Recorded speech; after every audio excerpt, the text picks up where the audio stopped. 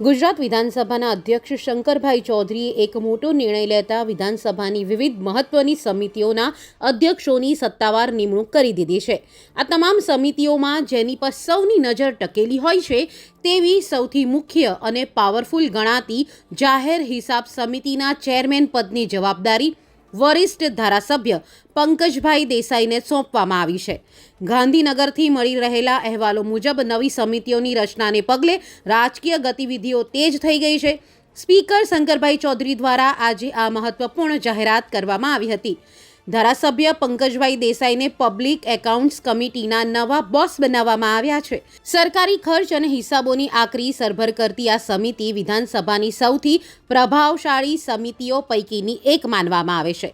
પંકજભાઈ દેસાઈની આ મહત્વના પદ પર વરણી થતાં જ કાર્યકરો અને સમર્થકોમાં ભારે ઉત્સાહ જોવા મળી રહ્યો છે અને આ મહત્વની જવાબદારી બદલ વિધાનસભાના અધ્યક્ષ શંકરભાઈ ચૌધરીનો પણ પંકજભાઈ દેસાઈ દ્વારા તથા કાર્યકરો દ્વારા હૃદયપૂર્વક આભાર માનવામાં આવી રહ્યો છે। વિધાનસભાની સમિતિઓમાં પંકજભાઈ દેસાઈ જેવા અનુભવી ચહેરાને આગળ લાવીને સ્પીકર શંકર ચૌધરીએ ગૃહની કામગીરીને વધુ સુદૃઢ અને પારદર્શક બનાવવાનો સંકેત આપ્યો છે। આવનારા દિવસોમાં આ સમિતિઓની ભૂમિકા ગુજરાતના શાસન અને વહીવટમાં ખૂબ મહત્વની સાબિત થશે।